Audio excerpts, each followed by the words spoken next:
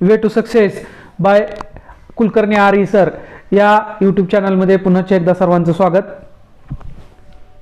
बऱ्याच जणांनी अजूनही चॅनलला सबस्क्राईब केलेलं नाही, तर चॅनलला सबस्क्राईब करा, लाईक करा, शेअर करा.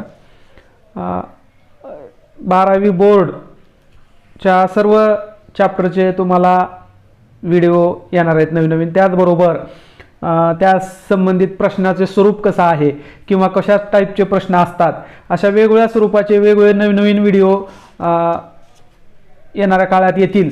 तर त्यासाठी तुम्ही सर्वांनी या चॅनलला सबस्क्राईब करावं.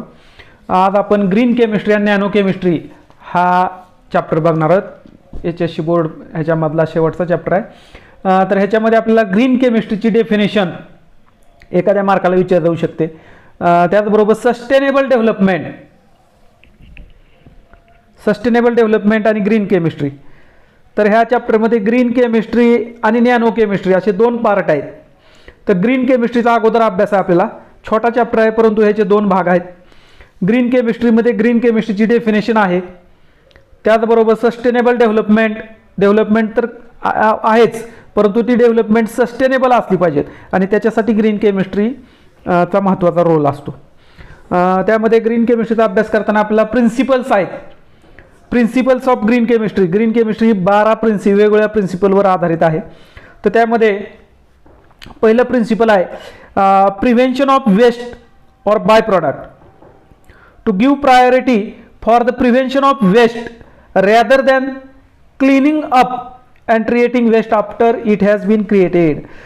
परत वेस्ट तयार झाल्यानंतर त्याचं क्लिनिंग वगैरे करण्यापेक्षा अगोदर वेस्ट कसं कमीत कमी होईल ह्याचा आपण प्रायोरिटी द्यायची, असं ह्या टेक्निक हे प्रिन्सिपल सांगतं आपल्याला. तर ह्यामध्ये develop the zero waste technology, त्याला आपण ZWT म्हणतो, म्हणजे झिरो वेस्ट टेक्नॉलॉजी. प्रत्यक्ष झिरो वेस्ट काय होणं म्हणजे होऊ शकत नाही, परंतु जेणेकरून जेवढं कमीत कमी मिनिमम आपल्याला वेस्ट किंवा बाय प्रॉडक्ट करता येईल त्या पद्धतीनं ह्याचा वापर करून ते करायचं. For example bottom ash of thermal power station can be used as a raw material for cement and brisk industry. म्हणजे एकाकडला वेस्ट प्रॉडक्ट बाय प्रॉडक्ट हा दुसरीकडे रॉ मटेरियल म्हणून वापरायचा, हे प्रिन्सिपल सांगतं आपल्याला. दुसरं आहे atom economy. Atom economy is a measure of the amount of atoms from the starting material that are present in the useful product at the end of chemical process.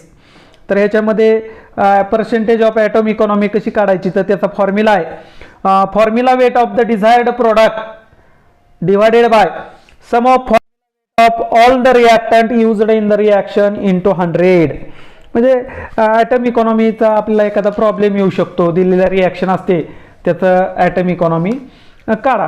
तर ह्यामध्ये आपल्याला प्रोडक्टचं फॉर्म्युला वेट घ्यायचा आहे, by product विचारात घ्यायचा नाही तर, आणि सर्व प्रकारच्या रिॲक्टंटच्या फॉर्म्युला वेटची बेरीज करायची, त्याला गुणवले 100. त्यानंतर तिसरं प्रिन्सिपल आहे less hazardous chemical synthesis. Designed chemical reaction and synthesis routes should be as safe as possible to avoid formation of hazardous waste. आपण काय करायचं आहे, रिॲक्शन किंवा सिंथेसिसचे रूट जे आहेत ते सेफ सुरक्षित असतील अशा पद्धतीनं आपण ते सिलेक्ट करायचे. बघा इल्युस्ट्रेशन आहे. Earlier DDT dichloro diphenyl trichloroethane was used as a insecticide, but it was realized that DDT is harmful to living things. Nowadays, BHC is used as an insecticide. One of the gamma isomer of BHC is called gamaxine or linden. बघा काय केलं, पूर्वी DDT हा insecticide म्हणून वापरला जात होता, परंतु DDT हा हार्मफुल आहे लिव्हिंग थिंग्ससाठी. हे लक्षात आल्यामुळे नाउडेज सध्या काय केलं जातं, DDTला पर्याय म्हणून BHC हा इन्सेक्टिसाइड वापरला जातो. पुढचं प्रिन्सिपल आहे designing safer chemicals. Develop products that are less toxic or which require less toxic raw materials. Illustration आहे designing safer chemicals in order to prevent the workers from exposure to toxicity in chemical industries. Example आहे, in a green technology developed by drought and frost, adipic acid is enzymatically synthesized from glucose and not by using benzene, as benzene is carcinogenic and benzene being volatile organic compound pollutes air. बघा, पूर्वी ॲडिपिक acid हे benzene पासून तयार केलं जात होतं, परंतु benzene हे कार्सिनोजेनिक आहे आणि वोलाटाईल आहे, त्यामुळे तिथल्या वर्करला त्याचा त्रास होत होता. त्यामुळे त्याला पर्याय म्हणून ॲडिपिक ॲसिड सध्या एन्झायमॅटिक म्हणजे एन्झाईम हा कॅटलिस्ट वापरून एन्झायमॅटिक रिॲक्शनच्या साह्यानं ग्लुकोज पासून बनवलं जातं, जे जे जे जे सुरक्षित आहे, सेफ आहे. तर हे त्याचा प्रिन्सिपल आहे. नेक्स्ट आहे, use safer solvent and auxiliaries. म्हणजे सॉल्व्हंट सुद्धा सिलेक्ट करताना सुरक्षित असली पाहिजेत. Choose the safer solvent available for any given step of reaction. Minimise the total amount of solvent and auxiliary substances used as these make up a large percentage of the total waste created.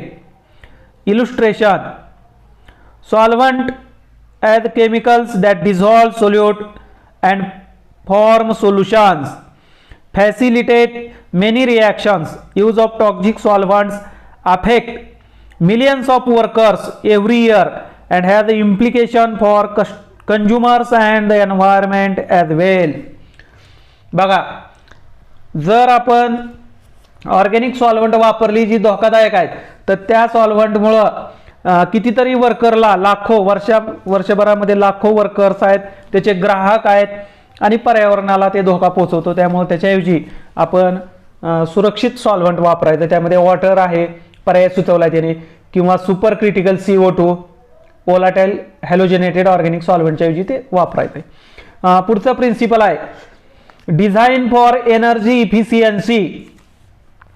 Chemical synthesis should be designed to minimize the use of energy. This can be achieved by use of proper catalyst, use of microorganism for organic synthesis, use of renewable material by carrying out reaction at room temperature and pressure. Illustration: in chemical synthesis, refluxing conditions require less energy. Improving the technology of heating system, use microwave heating etc. म्हणजे जेणेकरून ज्या पद्धतीमध्ये energy कमीत कमी वापर होईल, एनर्जीचा जास्त वापर झाला की पोल्युशन वगैरे होणार, त्यामुळे कमीत कमी एनर्जी वापरल अशा पद्धतीनं आपण टेक्निक्स डेव्हलप करायचं असं हे प्रिन्सिपल सांगतं आपल्याला. त्यामध्ये मग उष्ण हिटिंगचे काही रिफ्लक्सिंग वापरायचं किंवा मायक्रोवेव्ह टेक्निक वापरायचं हिटिंग करण्यासाठी, असं त्याने सुचवलेलं आहे. Then use of renewable feedstocks. Use chemicals which are made from renewable sources rather than other. Illustration काय बघा, रिन्युएबल सोर्सेस वापरायला सांगितले, म्हणजे प्लांट बेस्ड सोर्सेस आहेत ते. Use of non renewable resources put burden on the environment, deplete the resources, while renewable resources like agriculture or biological product does not put burden on environment, and the product and waste are generally biodegradable. बघा, non renewable resources काय करतात, एन्व्हायरमेंटवर पर्यावरणावर burden आणतात, परंतु renewable sources जे आहेत ते पर्यावरणावर बर्डन आणत नाहीत, त्यामुळे त्याचा जास्तीत जास्त वापर करायचा असं हे प्रिन्सिपल सांगतं आपल्याला. पुढचं प्रिन्सिपल आहे, रिड्यूस डेरिव्हेटिव्ज, किंवा त्याला आपण म्हणतो मिनिमायझेशन ऑफ स्टेप्स. जेवढ्या स्टेप्स कमीत कमी करता येतील तेवढ्या स्टेप्स कमीत कमी करायच्या. Commonly used technique in organic synthesis is the use of protecting or blocking group. Unnecessary derivatization should be minimized or avoid if possible. जिथं जिथं आपल्याला डेरिव्हेटिव्ह करण्याची आवश्यकता नाही त्या पद्धती त्या स्टेप्स आपण काय करायच्या, ड्रॉप करायच्या किंवा त्याला कमीत कमी करायच्या. इलुस्ट्रेशन आहे, the green chemistry principle aims to develop the methodology where unnecessary steps should be avoided. If practicable biocatalytic reactions very often need to protection of selective group बघा ग्रीन केमिस्ट्रीचं एम काय बघा प्रिन्सिपलचं, मेथॉडॉलॉजी अशी डेव्हलप करायची, विकसित करायची wear unnecessary steps, ज्या ठिकाणी अननेसेसरी स्टेप्स काय केल्या जातील, अवॉइड केल्या जातील, अशी मेथॉडॉलॉजी डेव्हलप करणं हे ग्रीन प्रिन्सिपलचं एम आहे, उद्देश आहे. पुढचं आहे यूज ऑफ कॅटॅलिसिस किंवा catalyst. Use of catalyst in the chemical reaction to increase its rate, increase selectivity, minimize waste and reduce reaction time and energy demand. तर कॅटलिस्ट वापरण्याचा उद्देश काय किंवा काय करतं, तर कॅटलिस्ट रिॲक्शनचा रेट इन्क्रीज करतो, त्यानंतर त्याच्यासाठीचा टाइम, रिॲक्शनचा वेळ कमी करतो आणि एनर्जीची डिमांड पण कमी करतो. त्यामुळे कॅटलिस्टचा वापर करणं पर्यावरणाच्या दृष्टीने किंवा ग्रीन केमिस्ट्रीच्या दृष्टीनं अतिशय आवश्यक आहे. पुढचं प्रिन्सिपल आहे design for degradation. Chemical products should be designed such that at the end of their function they are easily degraded, do not accumulate in the environment and release toxic waste. Thus the biodegradable polymers and pesticides are at always preferred. काय सांगितलंय तर chemical product design करताना अशा पद्धतीने आपण design करायचे की त्याचं काम झाल्यानंतर, वापर झाल्यानंतर ते इझिली डिग्रेड, विघटन त्याचं झालं पाहिजे सहजासहजी, आणि ते पर्यावरणामध्ये तसंच साचून किंवा थांबून राहता कामा नये. त्यामुळं आपण काय करायचं तर जास्तीत जास्त बायोडिग्रेडेबल पॉलिमर आणि बायोडिग्रेडेबल पेस्टिसाइडचा वापर केला पाहिजे, असं प्रिन्सिपल सांगतंय. Then real time analysis pollution prevention. बघा real time analysis pollution prevention. Analytical method need to be further developed to allow for real time in process monitoring and control prior to the formation of hazardous substances. An important factor for the chemical industries and nuclear reactors. This will prevent accident in chemical plants. काय करायला पाहिजे, वेळच्या वेळी त्याचं monitoring केलं पाहिजे, त्याचं देखभाल केली पाहिजे वेळच्या वेळी. जी काही इंडस्ट्रीमध्ये उपकरणं असतील किंवा त्याच्या काही केमिकल्स असतील, प्रोसेस असेल, त्याच्यावर वेळच्या वेळी मेंटेनन्स त्याचा केला पाहिजे, देखभाल केली पाहिजे, जेणेकरून फ्युचरमध्ये जे काही ॲक्सिडेंट होतील त्याच्यापासून आपल्याला संभाव्य पुढचा धोका आपण कमी करू शकतो. नेक्स्ट आहे safer chemical for accident prevention. बघा safer chemical for accident prevention. Chemical processes need to be developed that are safer and minimize the risk of accident. Green chemistry काय सांगते आपल्याला, केमिकल प्रोसेस अशा गरजेच्या आहे डेव्हलप होणं, विकसित होणं की जे सुरक्षित असेल आणि ज्याच्यामध्ये ॲक्सिडेंटची रिस्क कमीत कमी असेल, अशा पद्धती आपल्याला ग्रीन केमिस्ट्रीने तयार करायच्यात किंवा त्याची आवश्यकता आहे, गरज आहे. त्यानंतर नेक्स्ट पॉईंट आहे यातला role of green chemistry. Green केमिस्ट्रीचं कार्य, ह्याच्यावर आपल्याला 2 मार्काला 3 मार्काला प्रश्न येऊ शकतो.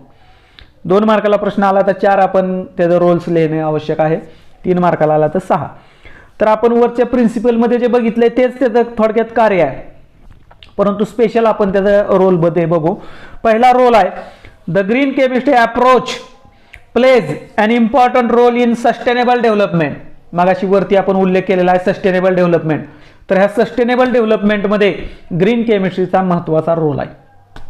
त्यानंतर सेकंड आहे to promote innovative chemical technologies that reduce or eliminate the use or generation of hazardous substances in the